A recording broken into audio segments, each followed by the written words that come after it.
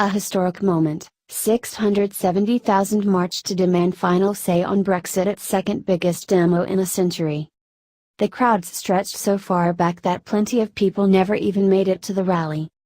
Masses overflowed through the streets of London for more than a mile, from Hyde Park Corner to Parliament Square, as an estimated 670,000 protesters took their demand for a fresh Brexit referendum right to Theresa May's doorstep. They came from every corner of the UK, in what is believed to be the largest demonstration since the Iraq War March in 2003, when more than 1 million people turned out in the capital to oppose the conflict. Amid the swathes of EU flags and banners, there was also a growing sense that campaigners, MPs and activists were realizing, perhaps for the first time, that this was a battle that could be won.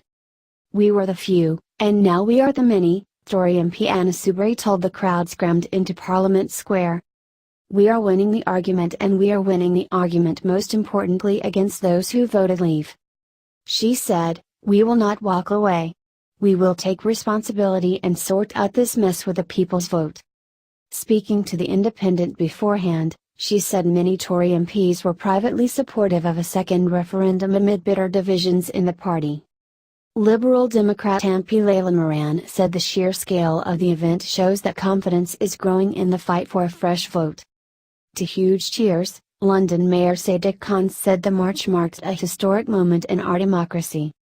He told protesters, "We've heard some complain that a public vote would be undemocratic and unpatriotic.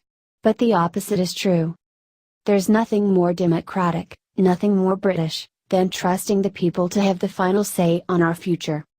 MPs from across the political spectrum addressed the rally, including Green MP Carolyn Lucas, Liberal Democrat leader Sir Vince Cable, Labour's Chuka Umunna and Tory MP Dr. Sarah Wollaston, who drew huge cheers when she compared Brexit to a botched operation.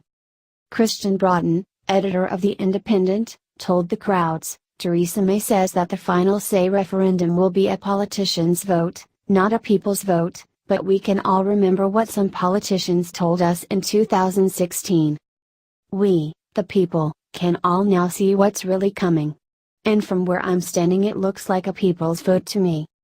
He revealed that the Independent's petition for a final say had achieved more than 940,000 signatures, adding, "We have to keep on showing up and signing up." People did show up in their thousands for the march, which was extremely cheerful, except for a handful of UKIP protesters who screamed losers at passers-by from outside Downing Street. An army of students, college pupils and young activists led the march in a sign of the impact of the Brexit vote on the younger generation, some 1.4 million of whom have become eligible to vote since the referendum. Femi Oluwole, from the youth group Our Future Our Choice, told The Independent, "What we are trying to do is bring people together, as nobody has any confidence in what the government is doing."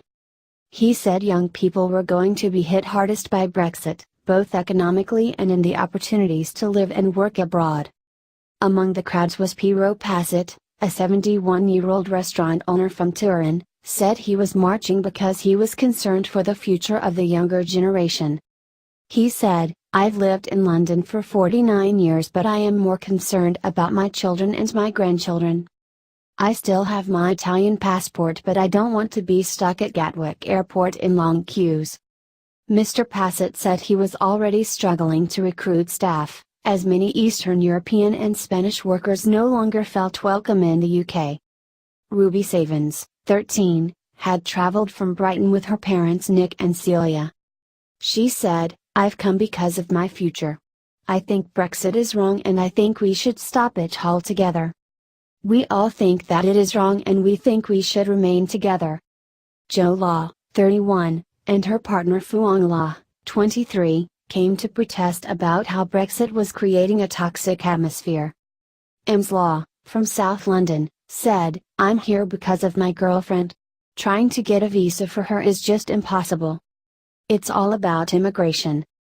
Corinna Lewis, a 37-year-old German student, had travelled from her home in Canterbury to show her support for a final say vote, as she was not eligible to vote during the 2016 referendum. She said, "I've been in England for 10 years but I couldn't vote. I don't think that's fair.